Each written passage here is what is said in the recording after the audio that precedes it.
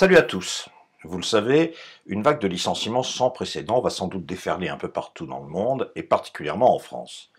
L'usine de pneumatiques Bridgestone et ses 863 licenciements, Béthune et le Pas-de-Calais sinistrés, voilà un simple aperçu de ce qui attend les ouvriers, les salariés, les sous-traitants et par voie de conséquence, les artisans et les commerçants dans de nombreuses régions françaises. Cette catastrophe sociale est souvent présentée comme une fatalité, et pourtant, pour quelles raisons les actionnaires, situés à l'autre bout du monde, décident-ils de fermer les usines et de licencier? On nous parle de la crise sanitaire qui vient de tout expliquer. Eh bien, c'est une erreur. La crise n'est pas sanitaire, la crise c'est celle du capitalisme. Vous voulez une preuve? Eh bien, je vous présente ici dans Le secret des licenciements. J'ai tourné ce documentaire il y a environ une dizaine d'années, 10 ans déjà, et pourtant, tous les mécanismes, toutes les conséquences, toutes les raisons de la situation actuelle y sont déjà décrites. Je vous propose un bon visionnage, et puis si vous avez la gentillesse de le faire, juste cliquez sur le petit pouce pour nous encourager, et aussi vous abonner à la chaîne, ce qui vous permettra d'être directement informé des nouveautés. Tribunal de Rambouillet, mardi 18 mai 2010. Ce jour-là, 39 ouvrières de l'usine Continentale de Rambouillet, travaillant à la chaîne pour la fabrication de GPS, déposent plainte collectivement contre leur employeur pour licenciement abusif. Nous étions en 2004 1200 personnes. Ces ouvrières ont refusé de capituler face à une direction qui présente les licenciements comme une simple fatalité. Nous étions au début de l'année 550 personnes et nous serons à la fin de l'année 390 personnes. Même s'ils ne nous donnent pas d'argent, moi ça me dérange pas. C'est qu'ils perdent, que ça montre l'exemple que les patrons ils n'ont pas le droit de tout faire, quoi. Derrière le désarroi, les drames humains ou encore la misère, se trouvent des responsabilités politiques bien souvent ignorées. Ma situation aujourd'hui, c'est que j'ai 3 employeurs pour gagner 660 €. Chez Continental, j'ai gagné 1360 €. Voilà. Elles y ont cru au slogan choc du candidat Sarkozy lors des élections présidentielles de 2007. Moi, je veux bien rester 10 ans pour l'emploi si on me donne mon salaire. Travailler plus, gagner plus, payer à rien faire, je veux bien. Ouais, comme les ministres. Un coup qu'on est ministre, après on a notre salaire de ministre. Ça serait pas mal, ça. Hein? Dans les grandes entreprises, des services entiers ont été décentralisés. Parmi eux, la téléphonie, soumise aujourd'hui au même régime, fait de licenciements et de délocalisation. Le management doit, en fin de compte, prendre ses positions, hein, qu'on soit d'accord ou qu'on ne soit pas d'accord. Mon fils, il disait à 8 ans, maman, je vais être chômeur. Il a réussi, parce qu'il y est chômeur, là. Pardon? C'est marche ou crève? Non, c'est crève. Bon, écoutez, si c'est ça votre conclusion, marche ou crève... Le tribunal des prud'hommes est composé de 2 représentants des employeurs et 2 des salariés. Ils n'ont pu se départager. Il faudra reprendre ultérieurement toute l'affaire à zéro. L'occasion pour nous de démêler la réalité d'un plan social, ses conséquences humaines et ses responsabilités politiques. Cette décision, juste pour vous dire, elle est étonnante, mais elle ne m'étonne pas. Pourquoi? Parce que elle est, on va employer le terme, elle est politique. Dans tous les dossiers où il y a un collectif de salariés, rares sont les dossiers qui sortent dès la première audience, parce que les employeurs jugent quand même des employeurs. Et donc les employeurs ont du mal à condamner les employeurs. D'accord? Voilà. Donc, encore une fois, rien n'est perdu. On recule juste l'échéance pour qu'un juge professionnel tranche définitivement votre dossier.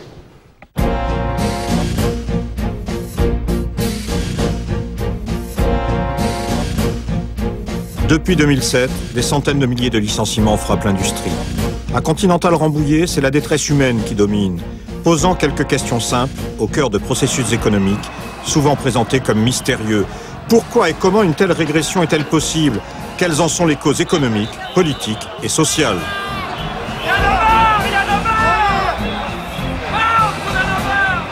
Et alors?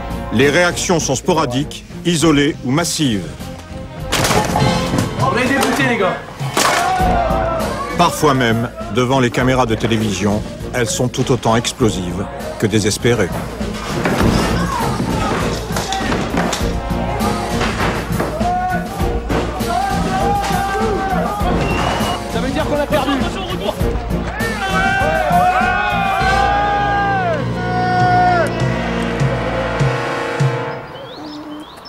Rambouillet, les licenciements annoncés au mois de mars 2009 ont été programmés en 4 phases, 4 dates sur une année environ, à l'issue desquelles la plupart des 1500 ouvrières et ouvriers devraient être licenciés.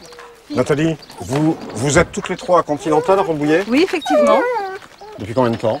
Bah, pour ma part, 14 ans. 21 ans à peu près. 9 ans.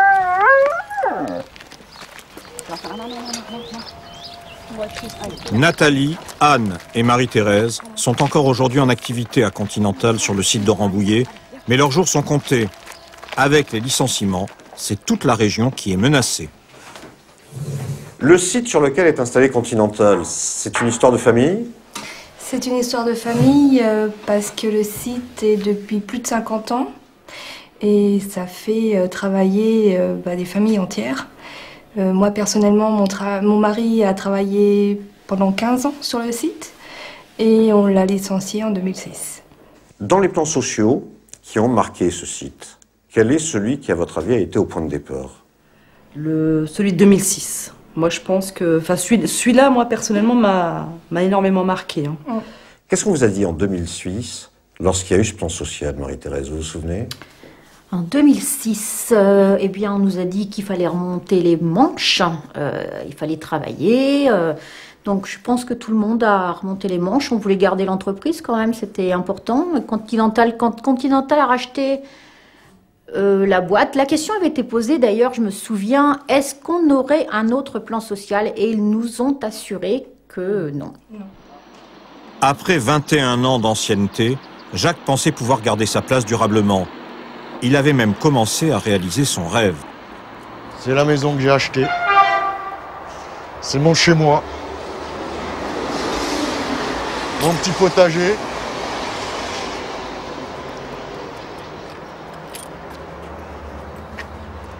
J'ai acheté ça il y a 3 ans. Et juste après, on m'annonce qu'on me met dehors. C'est pas malheureux quand même. Aujourd'hui, les factures s'accumulent et la maison est menacée. Tu sors? Ouais. Ça va? Ouais, toi. Je dors. D'accord. Vous voyez, j'ai 2 enfants.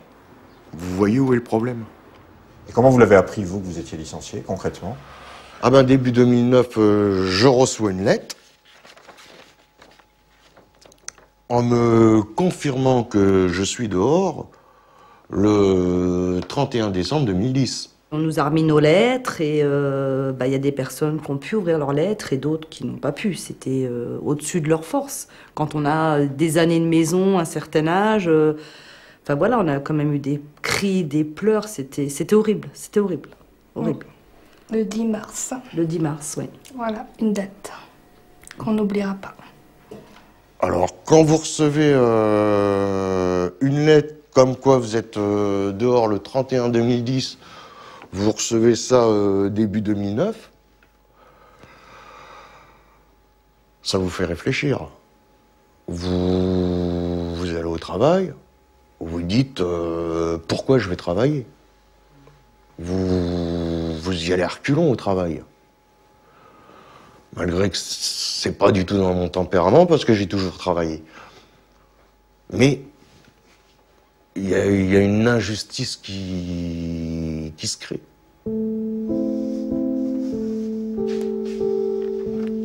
Le gros problème, la maison. Mais la plus grande inquiétude, c'est ça. Mes bouts de chou. Les 2 fils de Jacques ont aujourd'hui une quinzaine d'années.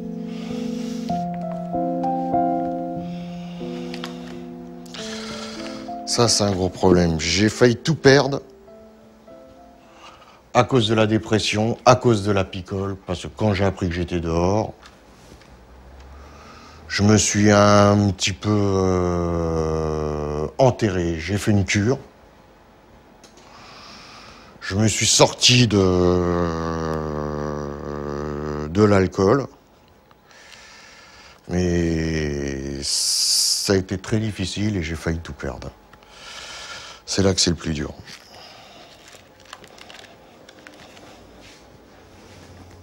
mes petits bouts. Moi, je vis pour eux. Hein.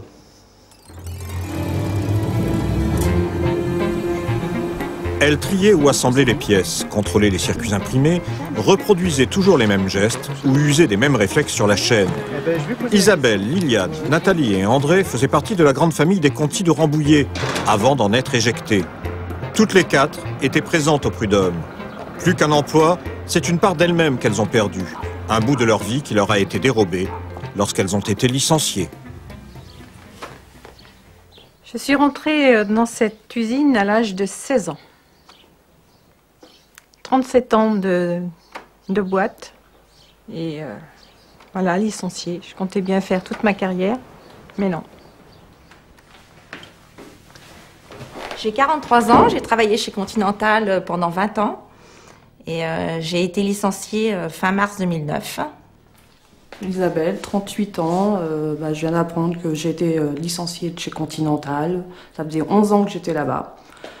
Première phase, j'espérais être au moins dans la deuxième. Malheureusement, première phase, avec 3 enfants à charge, une maison sur le dos. Malheureusement, voilà.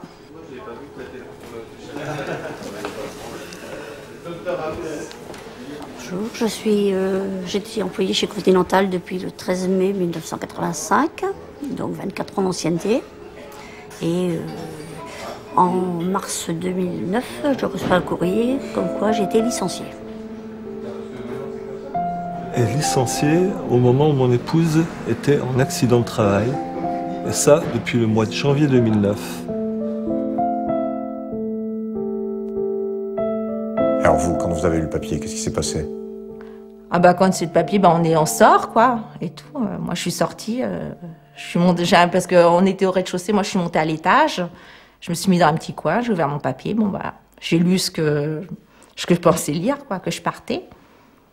Puis je me suis mis à pleurer, naturellement. Et ce que j'ai apprécié, par contre, c'est qu'il y a une personne qui descendait des bureaux et qui est venue me voir, qui m'a vu pleurer, qui m'a dit Madame, faut pas rester toute seule, qui me connaissait pas. Parce que c'est vrai qu'on est beaucoup là-bas, on peut pas tous se connaître. J'ai trouvé ça assez gentil, quoi. Moi, j'étais pas dans la première phase, j'étais dans la deuxième phase. C'est-à-dire la deuxième vague de licenciements. Oui, les premiers, c'était fin mars. Et nous, on nous avait dit peut-être juin, peut-être juillet, peut-être septembre. Ça reculait tout le temps et ça travaille énormément. Vous êtes triste toujours? Ouais, moi j'ai du mal, ouais. Ouais, j'ai du mal, ouais. Ouais, surtout quand je vois ce que je fais maintenant, ouais. Quand je vois ce que je faisais, ce que je fais maintenant, ouais.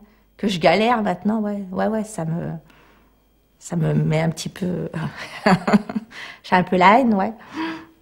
J'étais alitée, j'avais très mal de mon accident et en plus le choc du licenciement que je ne m'attendais pas du tout en fait. Donc déprime, dépression et depuis je suis traitée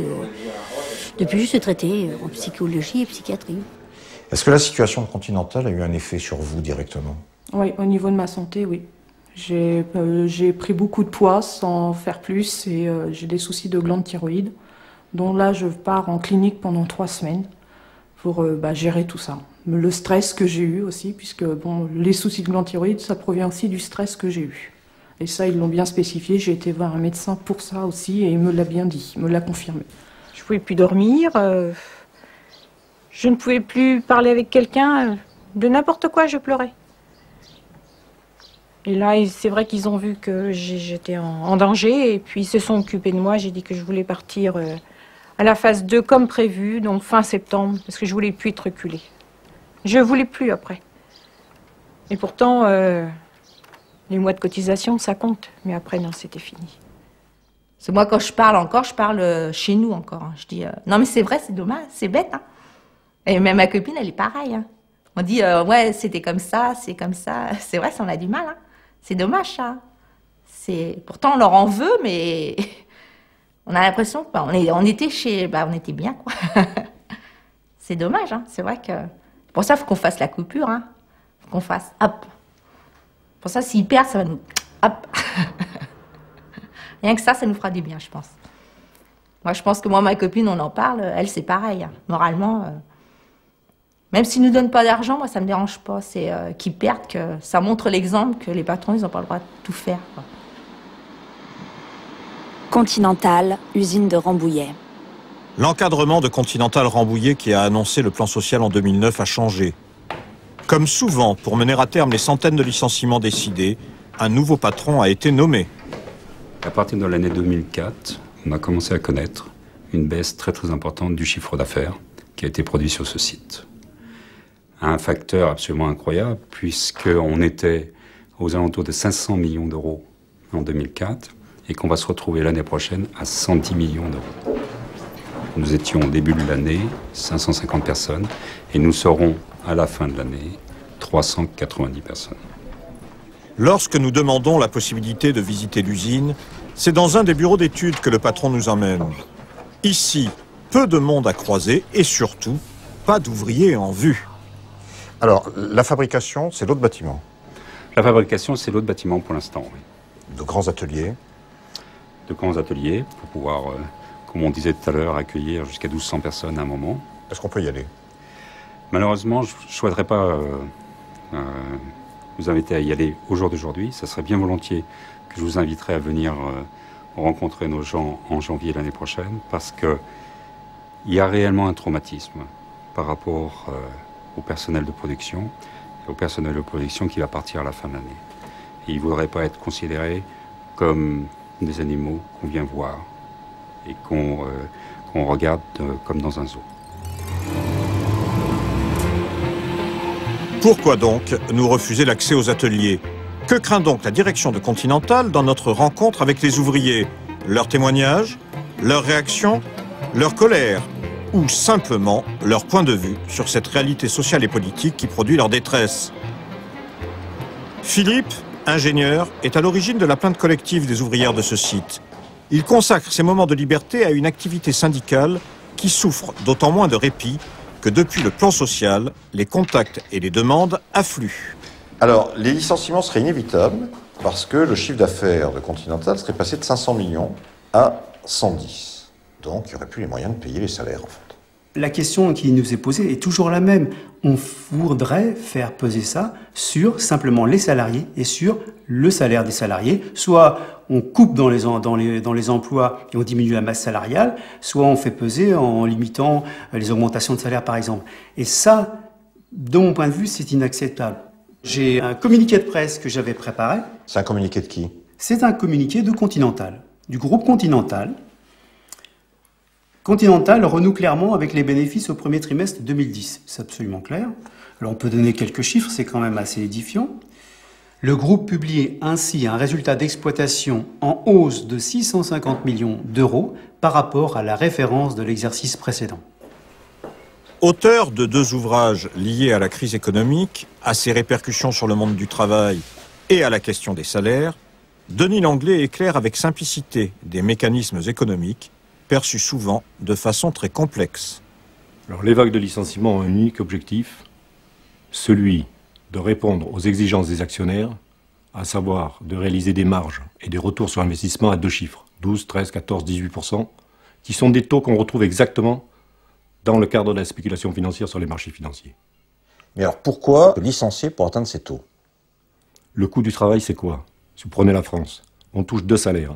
Un salaire net, qui est le salaire direct qu'on touche tous les mois, avec lequel on fait vivre soi-même et ses familles, et sa famille, et le salaire qui est versé dans les caisses de protection sociale, retraite, sécurité sociale, caisse allocation chômage, dont on bénéficie quand on est soit au chômage, soit malade, soit à la retraite. C'est ce qu'on appelle en général les charges. C'est ce que les employeurs appellent les charges, mais il faut savoir que ces charges découlent d'un accord établi en 1945, où, en accord avec les organisations syndicales, on a décidé qu'on touchait 2 salaires, un direct et un qui serait versé dans la protection sociale.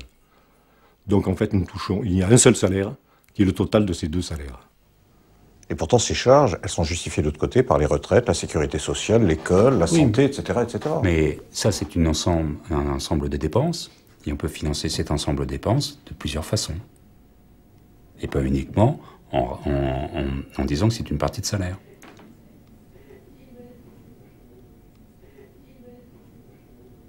Ouais. Nous avons réussi à réduire notre salaire direct de manière extrêmement importante depuis le tournant de la rigueur dans 1983, par l'austérité salariale, par le blocage des salaires, par la suspension de la loi sur les conventions collectives et par l'individualisation des salaires. Ils veulent maintenant s'attaquer directement au deuxième salaire, au salaire dit différé. Le meilleur exemple, c'est le PDG de Renault. Carlos Ghosn a déclaré, dans tout véhicule moyen type Clio, il y a 250 € par véhicule de charge sociale, c'est-à-dire de cotisation sociale. Ces 250 € nous empêchent d'être compétitifs. Moi, je veux la suppression de la taxe professionnelle. C'est Nicolas Sarkozy qui, devant tous les patrons de l'automobile, se fait l'écho de Carlos Ghosn au détour de la taxe professionnelle et au nom de la garantie de l'emploi. On ne peut pas continuer à taxer la production en France. Si on taxe la production, il n'y aura plus de production. Si on taxe la production, il n'y aura plus d'usines, il n'y aura plus d'ateliers, il n'y aura plus d'emplois. L'industrie automobile a des raisons de nous dire. Vous savez combien ça pèse la taxe professionnelle par voiture? Par voiture produite, construite en France? 250 €. Vous vous rendez compte? 250 €. 250 €. La filière automobile, c'est 10% de la population active française. 2 millions ça. Je peux garder la taxe professionnelle? Donc ouvertement, il dit que s'il veut réaliser des marges et continuer à réaliser des marges de profit suffisantes, il faut liquider les 250 € de cotisation sociale. Pour lui, l'objectif, c'est la disparition de ces acquis sociaux. Bonjour. Bonjour. Dans tout le département des Yvelines, mais aussi dans les départements voisins de l'Eure, de l'Essonne, de l'Eure-et-Loire ou de l'Oise, les cars de ramassage ont sillonné les routes durant des années pour acheminer les ouvriers à l'usine continentale de Rambouillet. Aujourd'hui, ils sont bien vides. Ça fait combien de temps, madame, que vous travaillez sur le site? Alors moi je travaille depuis 33 ans. Voilà, j'ai démarré à 16 ans et je vais en sortir à presque 50 ans, quoi. Vous êtes concerné par les licenciements? Oui, bien sûr. Moi je pars en phase 4, fin décembre, voilà, c'est fini. Ça c'est sûr. Ça c'est sûr. Comment vous voyez l'avenir?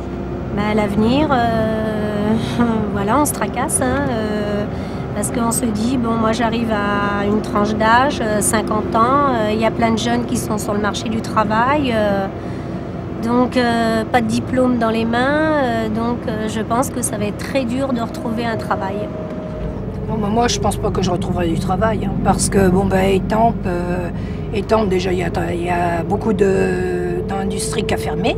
Puisque nous, on a des frères qui faisaient partie de l'équipementier Forestia qui a liquidé il y a quelques années. Dans l'automobile? Dans l'automobile. Ils fabriquaient des sièges de voitures. Ils travaillaient Continental. Et en plus de ça, on leur avait dit que les bureaux et le développement ne seraient pas touchés. Et mon frère disait, ben, ils restent parce que... Et là, maintenant, ils commencent à être touchés, ils vont les liquider. Et nous, c'est le même système, hein.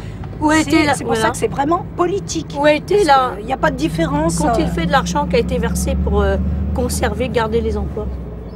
Garder le pôle emploi, où est l'argent? Franchement. Qu'est-ce qu'on va devenir? Et quand on voit que notre entreprise, déjà, le parking et le terrain, c'est déjà vendu pour des constructions.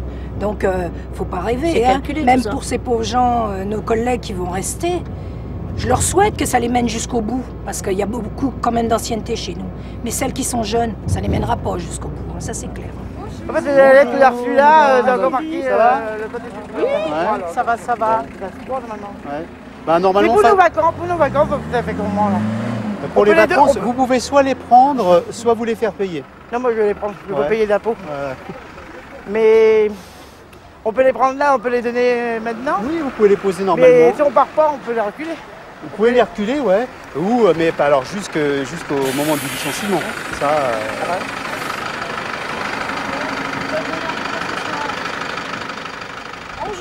Philippe, tout compte fait là, pour une sortie d'usine, il n'y a pas grand monde à Continental?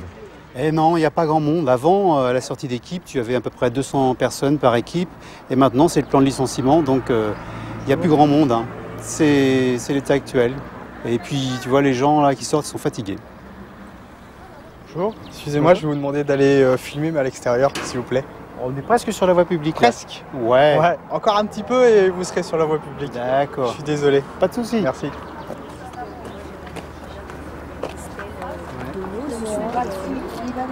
Tous les jours, on vit avec. Hein. De toute façon, c'est les mêmes choses, quoi. Ouais. Et ce matin, je discutais avec l'infirmière. Il y a de plus en plus de passages d'infirmières. Il y a des dépressions. Nos collègues, elles sont toutes en dépression. On entend beaucoup de personnes qui vont voir les psys. Ça les étonne. Et puis la psychologue, elle envoie des philos. Pour éviter l'explosion, la direction de Continental a notamment décidé ici l'installation d'une psychologue. Mais elles sont limite pétage de câble. Peu à peu, des dizaines d'ouvriers sont venus lui demander de l'aide. Ce jour-là, c'est Jacqueline, licenciée après 38 ans d'ancienneté, qui a franchi sa porte. Bonjour Jacqueline. Bonjour Stéphanie. C'est fermé. Ça va? Il fait chaud aujourd'hui. Hein? Il fait chaud, oui. Allez, installons-nous. Bon, ça fait au moins 3 semaines qu'on ne s'est pas vu. Oui.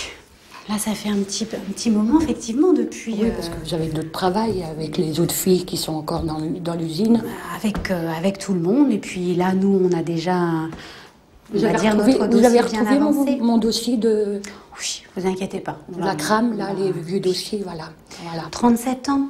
38 ans de maison. 38 ans. 38 ans maintenant de maison. Donc, tout ce contexte, cette atmosphère, ce plan social, c'était difficile de s'y retrouver, vous pouviez plus. Je pouvais plus.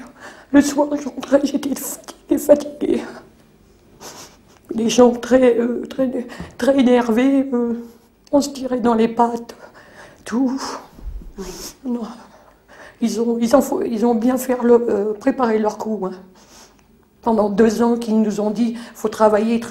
On a tout mis notre cœur. Comme je dis, les ouvriers, c'est pas des chiens. Et maintenant, ils en profitent. Les patrons, ça va pas, on n'a pas le profil. Bon, vous êtes trop vieux, là. Faut, comme on dit, faut s'apprendre à se vendre. Mais où on va? Moi, j'en ai vu 2 ce matin, qu'ils étaient à Carrefour. Ils allaient voir un travail où ils étaient en stage, j'en sais rien. Et j'étais les voir. Mais qu'on voit des filles qui ont passé presque 30 ans, 20 ans. Mais c'est dur de voir ça. Ils voient pas les grosses têtes là-haut. C'est horrible.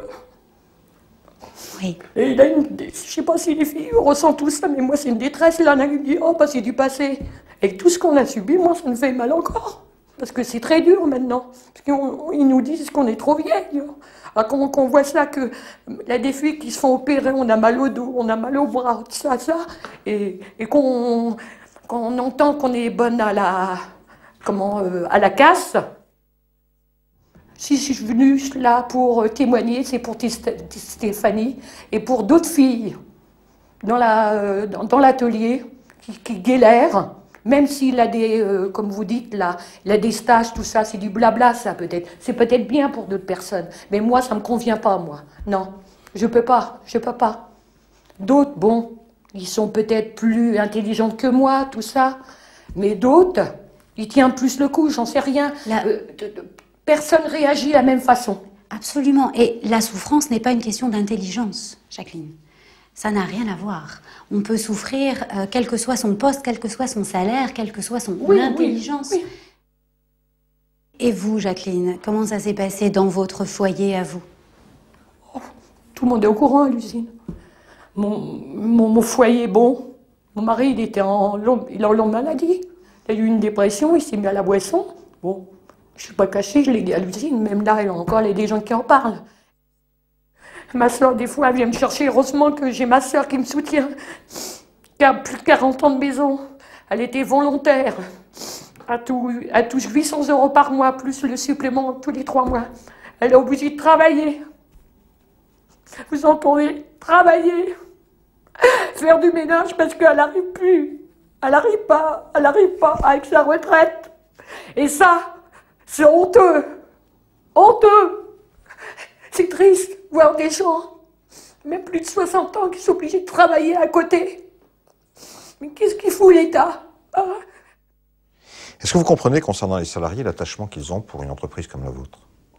Parce qu'on a vu des gens qui sont entrés là à l'âge de 14 ans, et très franchement, qui vivent très très mal ce qui est en train de se passer. Oui, je comprends tout à fait. Parce que lorsqu'on rentre chez RTE, on est tout à fait dans l'idée qu'on va pouvoir y faire l'ensemble de sa carrière. Et puis en plus, c'est vrai que ces entreprises telles qu'on a su les développer dans les années 50, mais même dans les années 70, elles avaient un projet d'entreprise, elles avaient une culture d'entreprise qui attachait réellement, moralement, les gens à cette entreprise. Et c'est vrai que pour eux, ils ont vraiment le sentiment que c'est une part d'eux-mêmes qui est en train de quitter. Et c'est pour cela qu'il faut que, moi, ma mission en tout cas, c'est de pouvoir leur redonner un espoir sur leur futur et faire en sorte que les 400 emplois que nous aurons à la fin de l'année s'inscrivent dans la durée, dans la pérennité et bien évidemment en tenant compte de l'évolution de ces emplois. Ainsi, le patron évoque 400 emplois restants comme s'il s'agissait de création, sans parler du millier supprimé. Ces décisions sont prises par nos élus et c'est nous qui les mettons à notre tête. Prenons conscience de la démocrature dans laquelle on vit. On vient leur dire ça, big up et respect à tous les gens qui continuent le combat et une pensée pour tous ceux qui sont dans leurs usines, pour des pays de misère. Chou! Yes, on vient leur dire, skibidi boy, ils nous manipulent, boy, yeah, ils nous manipulent, toujours, mais toujours et encore, sans aucun contenu s'étale. Boulot, c'est pas pour gagner le gros lot. Boulot, pas croire qu'ils vont te payer en lingots. Boulot, pas croire qu'ils vont te payer en lingots. Boulot, boulot, boulot. Benoît, aujourd'hui, comment est-ce que vous voyez votre avenir professionnel? Qu'est-ce que vous allez faire? L'avenir professionnel, le gros point d'interrogation, c'est tout ce qui est... là, j'avais la chance, puisque j'avais eu des expériences par le passé, où j'étais resté que 6-7 mois, pas plus d'1 an dans des boîtes, de licenciements économiques auparavant aussi. Et là, c'était la première boîte où j'avais la fameuse prime d'ancienneté, des trucs comme ça. Bon, j'ai été augmenté, pas individuellement, comme je vous ai dit, mais j'étais un peu augmenté, etc. Et là, on repart de zéro, à chaque fois. C'est-à-dire que la génération de nos parents vivent quand même avec des salaires assez conséquents parce qu'ils sont restés longtemps dans des sociétés, qu'ils ont évolué, etc. Nous, à chaque fois, là, on va repartir de zéro. Donc, l'avenir professionnel, c'est quand même un gros point d'interrogation. Quand on voit toutes les délocalisations, notamment tous ces gens qui ont eu une expérience dans l'industrie, et moi aussi, on peut plus jouer là-dessus, puisqu'il y aura bientôt plus d'industrie en France. Produire une cadence à soutenir, un standing à maintenir, une assurance à souscrire, toute son existence cotisée pour enfin concrétiser dans une vie assez épuisée. Mais si le travail, c'était la santé, il n'y aurait plus de problème du trou de la sécurité sociale et d'ici. Moi, je suis rentré dans une démarche d'auto-entrepreneur, même si, faut pas se leurrer non plus, je sais que l'auto-entrepreneur, c'est aussi un statut qui permet de masquer les chiffres du chômage. Et donc, je vais essayer de joindre, en fait, mes deux activités principales, c'est-à-dire la musique et l'électronique, et de monter une boîte de maintenance de matériel musical de studio, en fait. Bon, il n'est pas dit que j'aille rechercher un travail plus tard, si j'arrive pas à en vivre. Faut pas se laisser enfermer dans des recoins obscurs. Dans mes lyriques, je pose des enluminures. Pourtant, je n'ai point fait de littérature. Suis ton instinct si tu sens la salissure. Continental Rambouillet, 28 mai 2010, 3h du matin. Sortie de l'équipe de nuit. De même. Bon courage pour l'avenir. Merci beaucoup. Et tu nous appelles si tu en es. À la prochaine. Et puis je vous souhaite tous, comment dire, une bonne... des choses positives. Merci. Et puis j'espère qu'on aura l'occasion de se voir. Voilà. Et vous, Erdal, qu'est-ce que ça vous fait pour la dernière fois pousser le portillon comme ça? L'émotion parce qu'il y a un plan monte. social et qu'il faut dégager. L'émotion monte énormément et c'est pas évident, quoi. Il y a beaucoup de choses qui se passent en 13 ans. Il y a plusieurs étapes en fin de compte. Ce que je ressens, c'est un peu dommage par rapport à ce qui se passe, par rapport les contacts qu'on a eus, les relations qu'on a eues, c'est dommage, quoi. C'est du gâchis, je pense. Voilà. Et il y avait de la colère, il y avait un peu de tout, et là je suis un peu triste, quoi, de partir comme ça. Il y a un pincement au cœur, quoi. Voilà.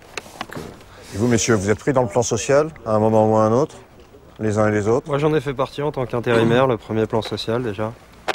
Ah, donc vous avez été... Ouais, j'ai déjà été en fin de mission cause plan social numéro 1. J'ai été de retour un moment, comme ça, de temps en temps. Et là, je vais sûrement faire partie à nouveau des intérimaires qui vont partir pour ce plan social-là. Et vous avez été en colère, messieurs, ou pas? Oh bah oui, bien sûr, ouais. C'est obligatoire. Simplement parce qu'on nous a demandé de faire beaucoup d'efforts, on nous a demandé d'être bon d'un point de vue qualité pour garder notre travail ici en France. On nous a demandé d'être bon d'un point de vue aussi rendement. On a réussi à avoir tout ça. On a quand même eu aussi les félicitations de Renault pour notre travail. On a fait des zéro défaut, c'est-à-dire que production bonne au premier coup pendant plus d'une année. Et puis aujourd'hui, malgré tout ça, malgré nos efforts, on nous met à la porte. Puis vraiment à la porte, on nous dégage. Et comment vous expliquez les uns et les autres que tout ça soit possible? L'argent. C'est le fric, c'est tout. Ici, on n'a jamais perdu une seule fois de l'argent, on n'a jamais été déficitaire. Malheureusement, il faut en gagner encore plus.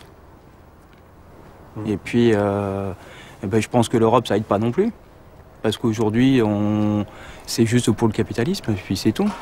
C'est-à-dire que la France, on est un peu cher. Derrière, il y a d'autres pays qui fabriquent pour moins cher. Et puis, c'est bien pour les patrons. Parce que ça leur permet, eux, de délocaliser tranquillement.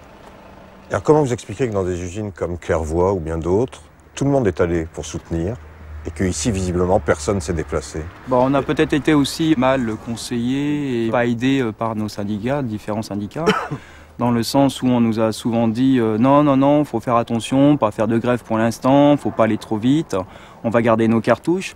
Aujourd'hui, on est un peu comme des Mexicains, on a toutes nos cartouches qui sont là, mais qui servent à rien, quoi. Aujourd'hui, maintenant, voilà, c'est chacun son tour va prendre la porte. Et puis les cartouches, on les a, quoi. Mais ça, malheureusement, ce sont nos syndicats qui doivent faire ce qu'il faut pour qu'on puisse aller à la guerre, quoi. Malheureusement, on n'a rien fait.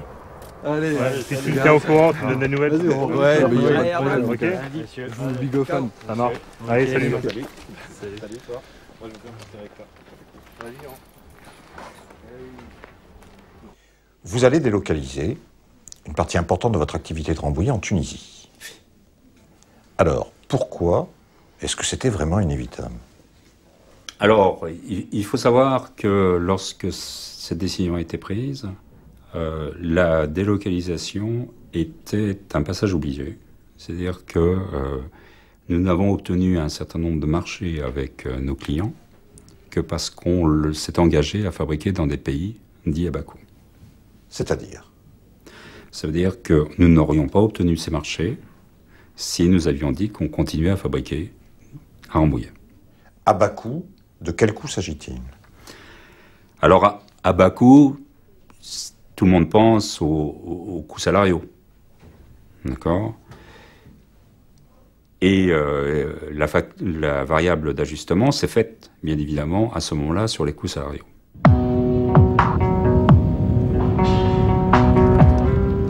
Les patrons qui délocalisent leurs usines prennent parfois la route des pays de l'Est, de la Chine aussi, ou encore du Maghreb.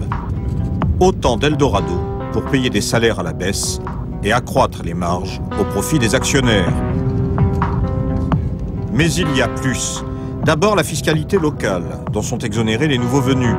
Ensuite, la nature du régime en place, dès lors qu'il garantit ordre et stabilité et prémunit les multinationales de mouvements revendicatifs sur les droits et les salaires des salariés. Voilà, monsieur, nous sommes arrivés à Tunis, aéroport Carthage. Il est midi passé de 16 minutes. Ladies and gentlemen, we have just landed in Tunis at Carthage Airport. It is 12:17. وذلك حتى تطفأ الإشارة الضوئية. شكرا على سفركم على مثل الخطوط الجوية الفرنسية.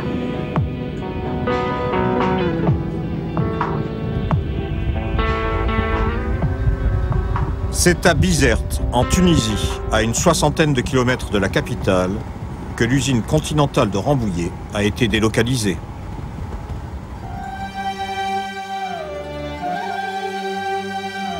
Bizerte, pour tout touriste, c'est d'abord une carte postale, son vieux port, ses barques de pêcheurs, l'incarnation d'une certaine tranquillité de vie.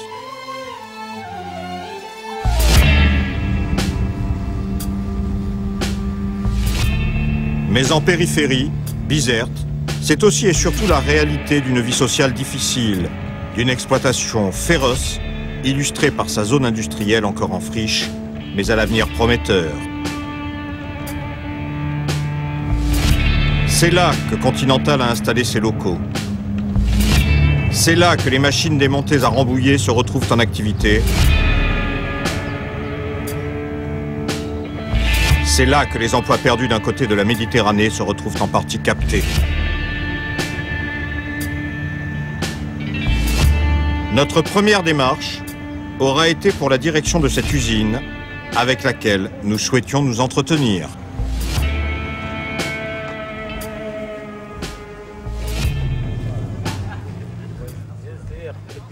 Monsieur, est-ce que vous pourriez demander, est-ce que vous pourriez avoir la gentillesse, est-ce que vous pourriez avoir la gentillesse de demander au patron s'il peut me recevoir? Il ne veut pas, le patron. Il vous l'a dit? Oui. Il n'y a Et moi, personne. je parlais avec mon père. Non, c'est le directeur, patron qui dit ne veut pas les photos aussi. Non, mais il ne veut pas me voir moi. Si on ne prend pas de photo ici, demandez-lui s'il peut juste me recevoir. Je m'appelais lui. Oui. D'accord. J'attends. Vous êtes gentil. Merci, monsieur.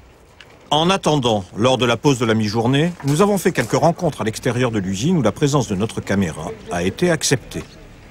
Vous avez vu tout à l'heure avec une caméra. Oui. Oui, oui. Vous êtes la télé. Exactement. D'accord.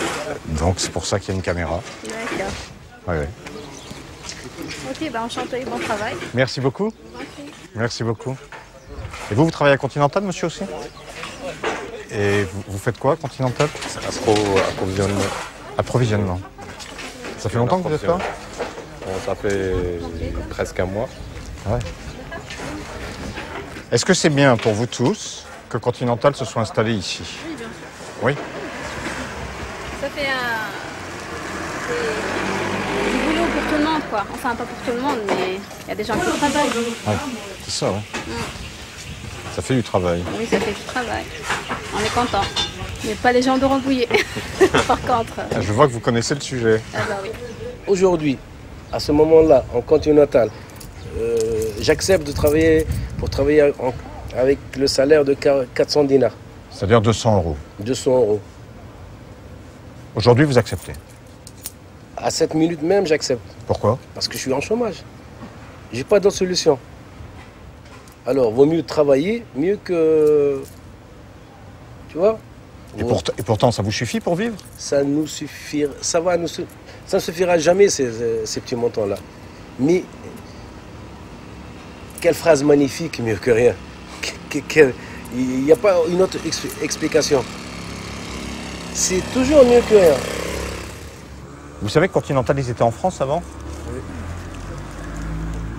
Et là, maintenant, ils viennent là. Pourquoi ils sont venus ici, à votre avis? Vous savez pas? Ils vous l'ont pas dit? Information. C'est pas trop dur, le travail? Non. Ça va. Ça va? Ouais. Je travaille de 8h du matin jusqu'à 5h. 8h du matin, 5h de l'après-midi? Oui. Et combien vous êtes payé pour ça? En euros, ça fait quoi, à peu près? 110 euros. 110 euros? Par mois? Par mois. Un opérateur normal, il est payé à 280 dinars. Je ne sais pas si Ça fait 150 euros. À peu près, oui. Alors que chez vous, en France, c'est 1200 euros le SMIC. C'est ça, vous dites le SMIC? Oui. Salaire minimum garanti. C'est ça qu'on appelle en Tunisie. Et oui, c'est-à-dire qu'en France, on a un salaire minimum garanti. Oui. Ouais. Bon, de toute façon, ça dépend du niveau de vie, ça dépend de beaucoup de choses. On ne peut pas comparer l'incomparable. La Tunisie, c'est une chose et la France, c'est autre chose. Mais avec 140 euros par mois, on vit bien en Tunisie? Il faut... Non. On arrive à peine à joindre les deux bouts du mois, comme on dit, mais ils font avec, quoi. Si on est célibataire et qu'on vit chez soi, ça passe. Mais si on a une maison de location et avec 150 €, l'équivalent de 150 €, c'est difficile. C'est difficile. Donc ça veut dire que les salaires sont quand même bas en Tunisie pour les Tunisiens. Un SMIC pour 150 €, c'est bas. Parce que vous voyez, l'idée qu'on a en France un peu, c'est de se dire qu'en Tunisie, tout compte fait avec les salaires qui sont donnés, les gens vivent bien. Alors ça a l'air plus compliqué que ça. En Tunisie, oui. C'est qui ça? Bon, vous avez une équipe là-bas qui est de Rambouillet. C'est la qualité, équipe de Rambouillet, puisque Bizerte dépend de... Bon, on va aller les voir. Voilà, bon. Merci. Bonjour messieurs. Des Français à Bizerte. Comble du cynisme, il s'agit souvent d'ingénieurs venus former leurs alter-ego en Tunisie avant d'être licenciés en France pour cause de suppression d'emplois. Monsieur, bonjour. Enchanté. Bonjour monsieur. Bonjour. Bonjour. Bonjour. Alors c'est quoi votre activité venant de Rambouillet, ici, à Bizerte? Quel est votre but derrière tout ça? Comprendre pourquoi on licencie des gens en France et qu'on ouvre ici. Tout bête. D'accord, tout bête. C'est assez simple. Ah oui, tout à fait. Je crois d'ailleurs que c'est une préoccupation que vos collègues partagent à Rambouillet. Oui, bien sûr, tout à fait. Hein? Comment vous comprenez ça? Ce que je comprends, c'est qu'aujourd'hui, on délocalise notre matériel de production, notre outil de production, pour des questions de coût, principalement. Donc au détriment des gens qui travaillent. Je ne porterai pas de jugement sur ça. Je comprends. Merci. Au revoir monsieur. Au revoir monsieur. Bonjour messieurs. Bonjour. Jacques Cotta, France 2. Bonjour. Bonjour monsieur. Bonjour. Vous êtes le Continental? Exactement. Et vous êtes d'où? Une usine en France. Laquelle? Qu'est-ce que vous venez faire à Bizerte, monsieur de France? Bonjour messieurs. Bonjour. Jacques Cotta, France 2. Bonjour. Bonjour. Toulouse. Vous êtes de Toulouse? Putain, oui. Pardon. Dis donc, à Toulouse, ça s'est pas bien passé, hein? Ah, ça passe très bien. Ah bon? Ah oui. Acceptation de diminution de salaire, les RTT, Combien les de temps congés. diminution de salaire? Vous trouvez que c'est bien? Combien de temps diminution de salaire? Attendez monsieur, ce qui m'intéresse... Moi j'ai négocié. Ouais. J'y étais. Ouais. Alors vous allez me dire ce que vous avez... Non, bah allez-y, dites-moi. Gel du salaire, 1 an. En réalité, à Toulouse, l'accord signé par 2 syndicats, conformément à la volonté de la direction, prévoit une baisse de 8% de la masse salariale, soit une perte de 100 à 400 € par mois pour les salariés. La suppression des jours de RTT, la suppression de 80% de la prime d'intéressement. Avant Toulouse, le même accord avait été passé dans les usines continentales de Clairvoy et Sarreguemines. L'engagement de maintenir les emplois avait aussi été pris, mais les usines avaient été fermées et le personnel licencié quelques mois seulement après. Parmi les négociateurs de Toulouse, hasard des rencontres, il y avait bien cet homme. Et qu'est-ce que vous venez faire à Bizerte, là? On vient chez nos collègues. Ouais, pour? Moi je suis logistique, on est support informatique. Est-ce que vous allez leur expliquer que peut-être, si un jour ils doivent partir en Chine, la modération salariale, ce sera une bonne chose? C'est-à-dire que pour eux, c'est Rambouillet, c'est pas Toulouse. Et je sais, ouais. Mais ça risque d'être la Chine un jour. On se prend où vont les choses. Ça risque d'être la Chine pour tout le monde. Hein. Donc est-ce que je vais aller leur dire que pour éviter la Chine, une bonne modération salariale, il faudra en passer par la tête? Moi, je ne vais pas leur dire. Hein, non? C'est pas mon boulot. D'accord. Voilà. Merci, monsieur. Avec plaisir. Au revoir. Les licenciements en France seraient inéluctables, à moins que les salariés français acceptent un petit effort. Le patron de Continental à Rambouillet possède le mode d'emploi. On aurait peut-être pu envisager, mais il aurait fallu très certainement avoir une approche et une confiance des clients que nous n'avons pas réussi à obtenir à ce moment-là. Eh bien, de telle façon, comme je le disais, d'enrichir considérablement la valeur ajoutée de chacun sur le site de Rambouillet, de telle façon que le différentiel de salaire qui existe entre un salarié tunisien et un salarié français, eh bien, nous permettent de construire au même coût global le produit. Mais effectivement, du strict point de vue comptable, si l'ensemble des salariés pouvaient produire sans être payés, sans avoir de sécurité sociale, sans avoir de caisse de retraite, sans avoir de logement, sans avoir besoin de manger pour survivre, alors effectivement la richesse créée, captée par les actionnaires et les directions générales, serait beaucoup plus importante. Mais on sait très bien que tout cela est totalement impossible. La recherche effrénée des profits au compte des actionnaires, la suppression des emplois, les licenciements et le chômage rendent insupportable la vie quotidienne, non seulement pour les employés directement touchés, mais aussi pour ceux qui sont chargés de les aider. Stéphanie, la psychologue, se doit professionnellement de tenir bon dans une entreprise qui devient une machine à broyer les individus.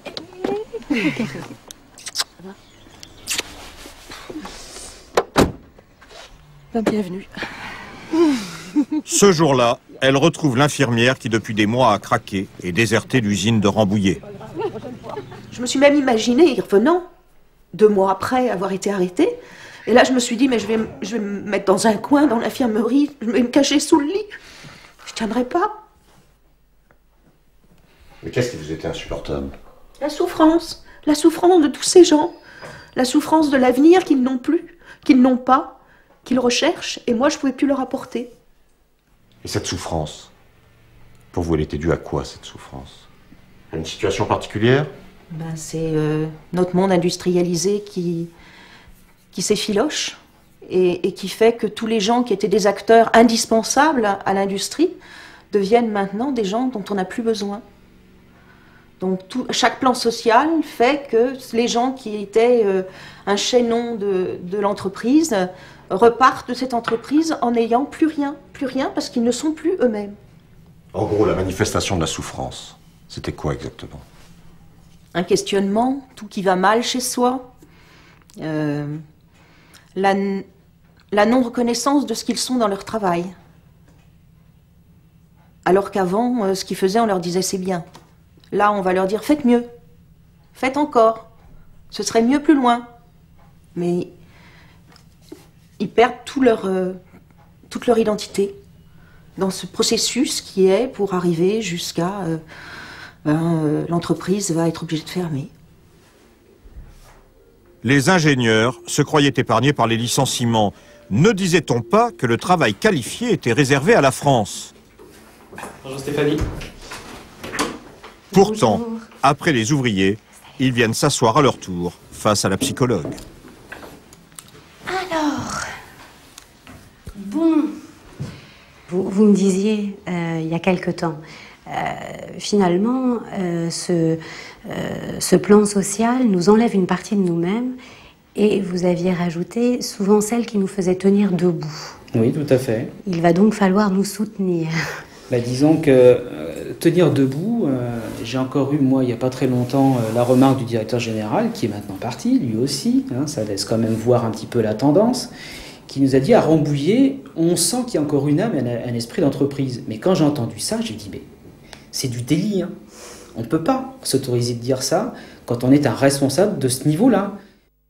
Les bureaux qui se vident, les allées qui se vident, les plateaux paysagers qui sont complètement déserts. Il est clair que pour quelqu'un comme moi qui avait 28 ans d'expérience, ça commence à attaquer les tripes.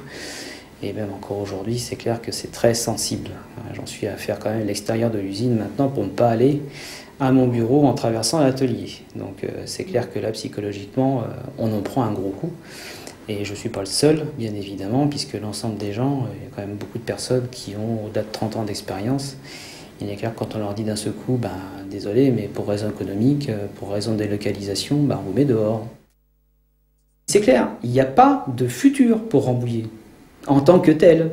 C'est-à-dire avec une âme, un esprit d'entreprise. Ça n'existe plus. Les gens maintenant sont tous individualistes, dans la crainte de perdre leur emploi. C'est la précarité à part entière. Et je le vis encore aujourd'hui, et ça fait partie de ma prise de décision. Mais qu'est-ce que je vais pouvoir rencontrer encore dans cette boîte pour m'accomplir et m'épanouir par rapport à ce que j'ai vécu? Ça, c'est fini, c'est terminé. On sent qu'il y a cette chape de plomb économique qui est là, et en fait, nous ne sommes là que pour remplir des objectifs financiers. Point. Terminé.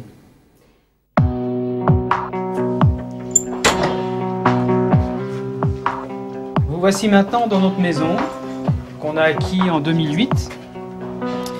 Et avec une petite prise de risque, puisqu'on était déjà dans un plan social. Parce que je n'aime pas la ville, je préfère la campagne. Délocalisation de l'usine, licenciement, tentative de reclassement. C'est dans l'intimité de son domicile que Patrick nous présente sa femme, Barbara, et que nous découvrons l'ampleur du drame professionnel, mais aussi et surtout personnel, que le plan social leur fait vivre.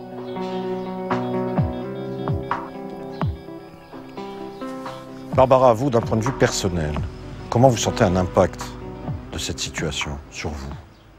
L'état d'esprit dans lequel mon mari est quand il est à l'usine le ramène à la maison, cet état d'esprit-là. Et en fait me le fait vivre. C'est ça qui fait que c'est difficile. D'une semaine à une autre, ça change. Un jour, il me dit, voilà, on va faire... on me propose telle chose. La semaine d'après, ah ben non, là, ça se fait plus, on me propose autre chose. Donc, on lui ouvre un éventail. Il ne sait plus où se diriger. Il ne sait plus vers qui se tourner. Donc, il y a même un moment où il a arrêté de se tourner vers moi aussi. On était chacun dans une pièce, parce que il n'y avait plus de dialogue. Je suis désolée, mais c'est vrai que ça prend énormément aux tripes, oui. Parce que pour moi, la famille et puis le couple, c'est quelque chose de primordial, avant même le travail, pour moi en tous les cas. Je sais qu'il faut travailler parce qu'il faut de l'argent pour vivre. Mais le travail, c'est pas la vie, la vie de couple. Ça forme pas la vie de couple. Et si le travail m'enlève en plus ça, l'horizon est plutôt noir. Il ne me faut pas de choc psychologique. Et là, en fait, on ne vit que ça. Un jour, c'est joli, un jour, c'est noir. Donc oui, des chocs psychologiques, j'en vis depuis le plan social au jour le jour, là. Donc oui, ça dégrade énormément mon état de santé. Qu'est-ce que vous en pensez, Patrick? Ça me navre. Parce qu'en fait, l'engagement que j'ai pris avec Barbara il y a 8 ans, de vivre ensemble, connaissant son état de santé. Il y a 8 ans. Il y a 8 ans. J'ai pris cet engagement de l'accompagner jusqu'à la fin.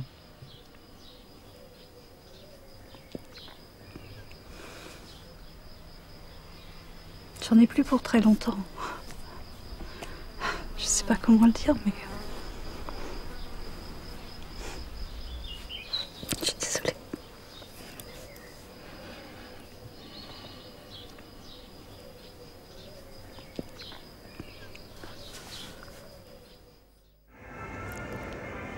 Gare de Pantin, 2 juin 2010. Salim, vous allez où exactement aujourd'hui? Aujourd'hui, on va dans le 9e arrondissement, là où se tient la réunion de l'Assemblée des actionnaires.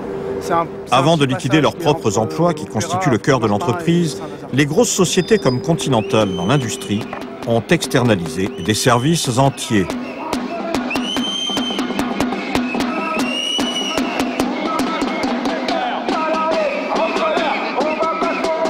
Il en est ainsi du nettoyage, du gardiennage et singulièrement de la téléphonie, récupérée souvent par la société Téléperformance, mastodonte de plusieurs dizaines de milliers de salariés dans le monde, qui ce jour-là réunit donc ses actionnaires pour une assemblée générale extraordinaire. Jacques Cotin, France 2, vous venez pour la réunion des actionnaires? Oui, oui. Est-ce que vous pourriez juste me dire un mot? Non, non, non. Bonjour monsieur. Vous venez pour la réunion des actionnaires? Oui. Je voudrais savoir, monsieur. Je suis au courant des problèmes, mais je suis très en retard. Elle a commencé l'assemblée. Monsieur, juste une chose. Est-ce que vous comprenez l'inquiétude des salariés? Oui, oui, bien sûr. Et je sais qu'il y a des fermetures récentes. Et alors, qu'est-ce que vous en pensez? Vous, en tant qu'actionnaire? Est-ce que c'est justifiable, ces fermetures? Je sais qu'il y a des pertes quand même. Hein. C'est pas... Oui, mais leur emploi, je veux dire, leur salaire, leur crainte. Qu'est-ce que vous en pensez? Est-ce que vous comprenez? Je comprends le problème, mais je ne connais pas la solution. Moi, je ne suis pas manager. Pourtant, globalement, il semblerait que Téléperformance fait des bénéfices tout de même. Pardon? Globalement, Téléperformance fait des bénéfices tout de même. Globalement, oui, bien sûr. Mais c'est un raisonnement qui est sur la France. Je ne sais pas. Bonjour monsieur, vous venez pour la réunion des actionnaires? Oui. Comment vous voyez la situation à Téléperformance? Écoutez, j'y suis depuis 30 ans. Oui. Et je suis un des actionnaires importants. Est-ce que vous comprenez l'inquiétude des salariés? Non, franchement non. Pourtant, il y a eu 2000 départs déjà. Mais oui, mais il faut restructurer. Vous savez, il y a beaucoup de sociétés en France qui restructurent. Il faut restructurer Téléperformance. C'est comme ça. Hein. C'est la vie des affaires. Téléperformance, patron, actionnaire, complice. La vie des affaires, la restructuration de Téléperformance, terme pudique pour évoquer sa délocalisation, nous ramène une fois de plus en Tunisie. Les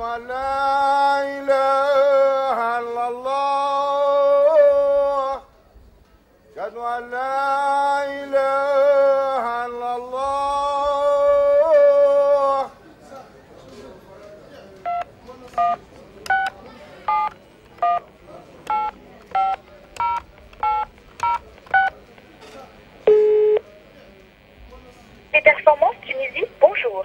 Pour joindre notre service recrutement, tapez 1.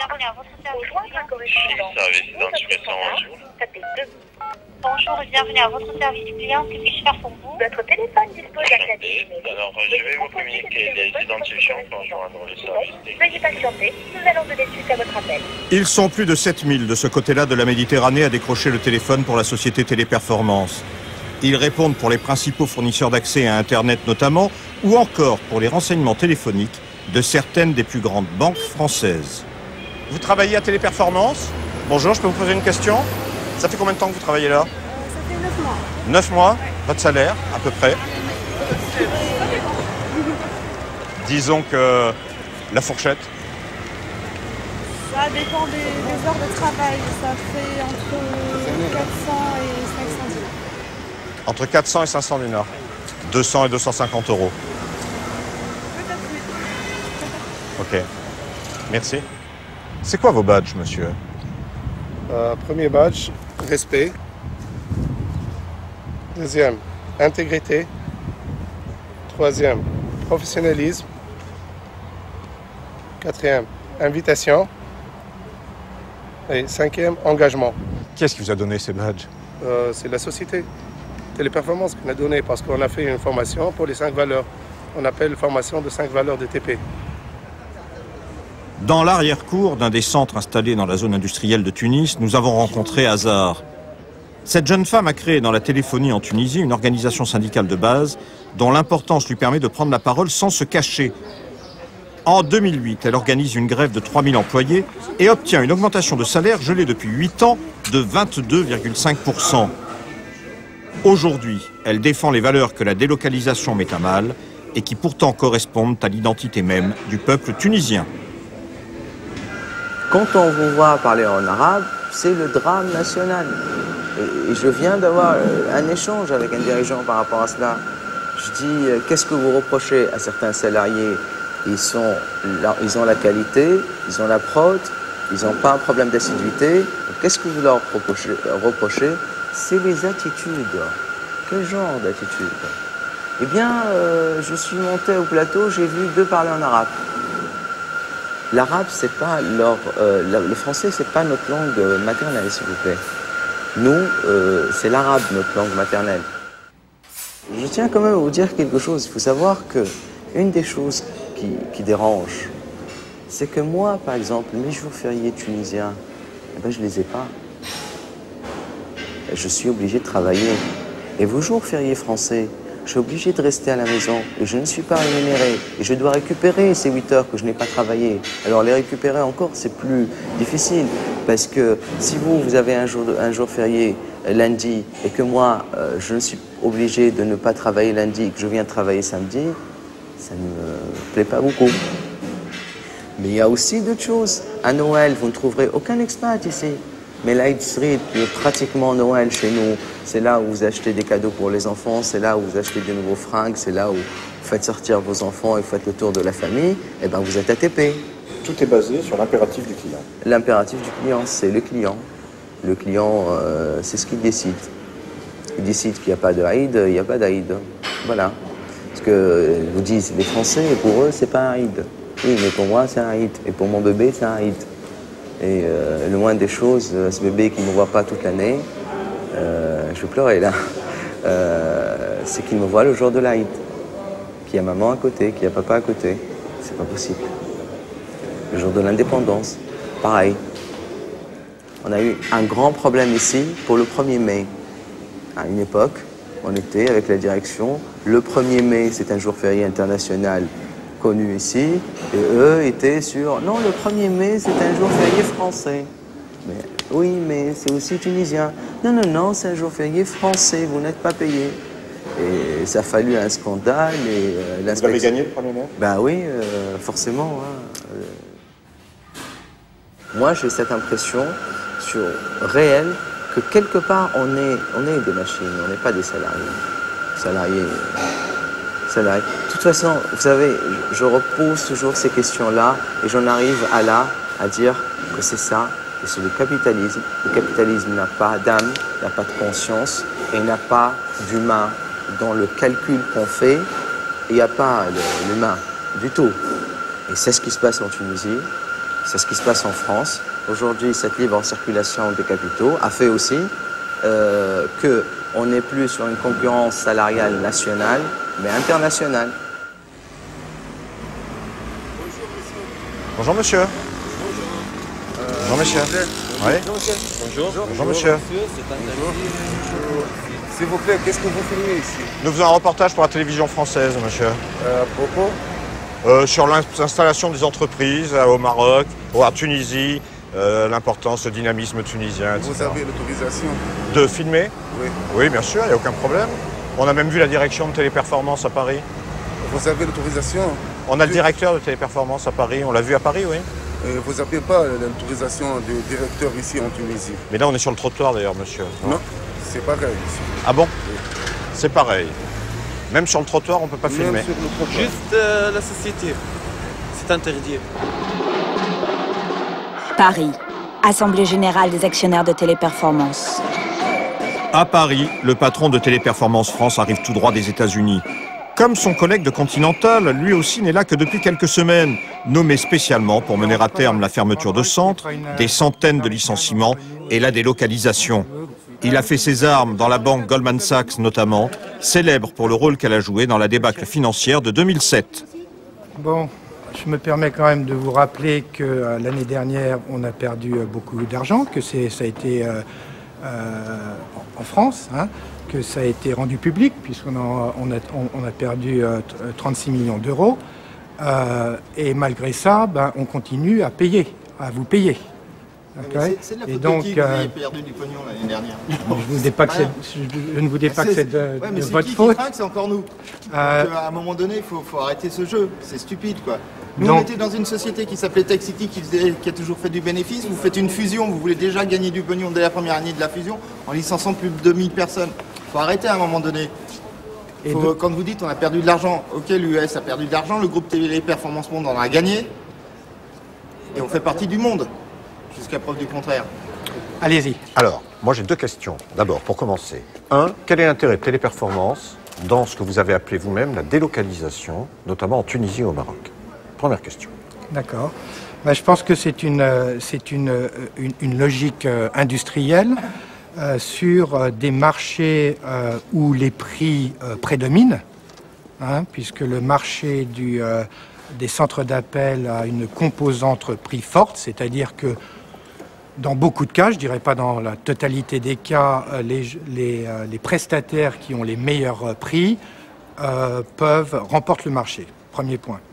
Deuxième point, pour un certain nombre donneurs d'ordre, il y a une réalité économique aujourd'hui qui n'est pas favorable. On est dans une récession mondiale, une récession la plus terrible depuis la Deuxième Guerre, qui amène un certain nombre de sociétés à essayer donc de réduire leur coût de production.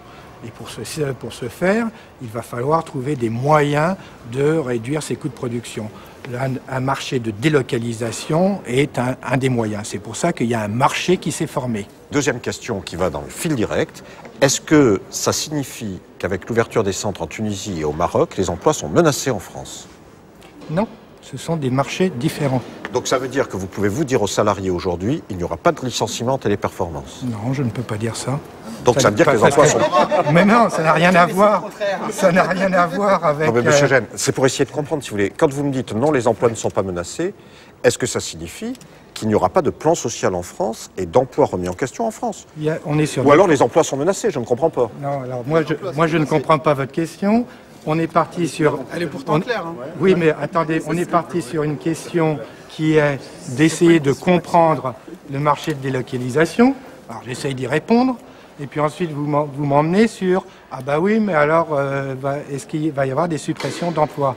Alors ça, c'est deux questions différentes, puisque je viens d'expliquer que l'entreprise française est en difficulté et perd de l'argent. C'est une donnée publique, et toute entreprise qui perd de l'argent doit prendre des initiatives pour retrouver cette rentabilité le plus rapidement possible. Parce qu'une entreprise qui ne gagne pas d'argent n'est pas une entreprise pérenne. Mais est-ce qu'il est vrai que mondialement, Téléperformance est bénéficiaire et gagne de l'argent? Oui. C'est vrai? Oui, c'est vrai. Donc pourquoi est-ce que les comptes français ne sont pas intégrés aux comptes internationaux de la même entreprise pour essayer de préserver ce qu'elle emploie ici? Parce que c'est un problème de compétitivité. Oui, Denis Lenglet, qu'est-ce que ça signifie, le terme de compétitivité qui revient assez souvent dans la bouche des chefs d'entreprise? Il faut être compétitif. La compétitivité est un impératif permanent dans l'ensemble des discussions entre les employeurs et les organisations syndicales. C'est un objectif permanent présenté par les directions générales vis-à-vis des actionnaires qui signifie une rentabilité importante des capitaux investis dans l'entreprise. Mais c'est un mot nouveau qui est moins brutal que celui de bénéfice, de profit ou de dividende. Concrètement, ça veut dire quoi? Concrètement, la compétitivité d'une entreprise, c'est sa capacité à créer de la valeur pour les actionnaires et à créer donc des profits et des bénéfices. C'est ça la compétitivité. Mais il s'est instauré un consensus général, admis par tous les experts, qu'une entreprise compétitive est une entreprise qui permet de préserver l'emploi. Donc l'emploi est soumis au degré de compétitivité de l'entreprise. À partir de là, vous avez l'explication du fait que dans l'ensemble des accords sur la gestion prévisionnelle de l'emploi et des compétences, sur l'emploi des seniors, sur les temps de travail, ont dans leur préambule en général une référence explicite à la nécessité salariés-employeurs d'œuvrer ensemble pour l'objectif de la compétitivité. Alors que la compétitivité est un objectif strictement employeur, strictement patronal et strictement actionnaire. En quoi une entreprise doit générer de la valeur pour les actionnaires? C'est pas ça son objectif. Une entreprise doit créer des marchandises pour satisfaire aux besoins des habitants de la planète. D'un côté, vous dites aux salariés, j'attends votre aide pour redresser l'entreprise. De l'autre côté, vous leur dites, je ne peux pas geler les licenciements pendant 18 mois. Mais comment voulez-vous, il y a une chose que je ne comprends pas, comment voulez-vous qu'ils puissent vous aider à partir du moment où les licenciements sont un des enjeux de cette aide? Est-ce que vous n'êtes pas devant une difficulté majeure? Non, je ne pense pas que je sois dans une difficulté majeure. Il y a deux chantiers à amener en parallèle, c'est tout. Et quand je dis j'ai besoin que mes collaborateurs m'aident, c'est un peu différent. Je les invite à participer à la réflexion et à trouver les solutions ensemble. Mais peuvent-ils le faire à partir du moment où il n'y a pas gel de licenciement, où ils risquent de perdre leur emploi? On est tous en train de trouver des solutions et il faut continuer à aller de l'avant. Ok. Très bien. Très bien. Bon ben... En guise de solution, durant l'été 2010, le patron de Téléperformance France annonçait la fermeture de plusieurs centres, un plan social d'envergure et le licenciement de centaines d'employés à travers la France. Selon les pronostics officieux de la direction de cette multinationale, d'ici quelques années, les profits des actionnaires de Téléperformance devraient les conduire à rayer l'enseigne de la carte hexagonale. Je le regrette. Écrone, département d'Eure-et-Loire. Tu veux que je t'emmène une chaise dehors, un petit peu? Ou tu veux marcher un peu?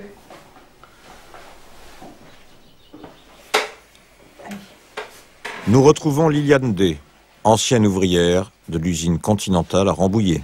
T'as replanté les boutures qui étaient cassées? Je les ai remis dans le pot.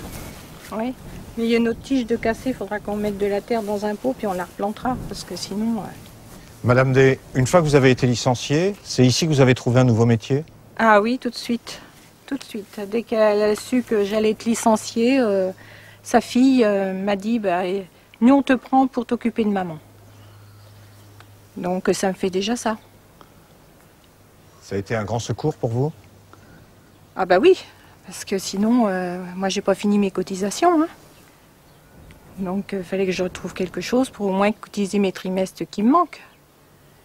Et puis c'est juste à côté de chez moi, je connais Joséphine. Et puis bon, bah, quand il fait beau, je vais la promener. Des fois, elle veut pas, mais bon. Ou alors je pense que si ça avait marché comme il faut. Si tu savais marcher, mais t'as pas 20 ans, écoute, hein, tu fais ce que tu peux. Nous, on sera peut-être plus capable de marcher à ton âge.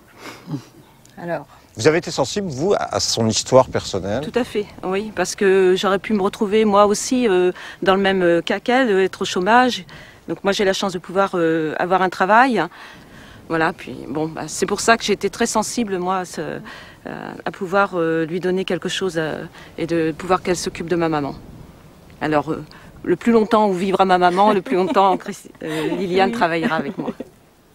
Voilà. Tribunal de Rambouillet, vendredi 18 juin 2010.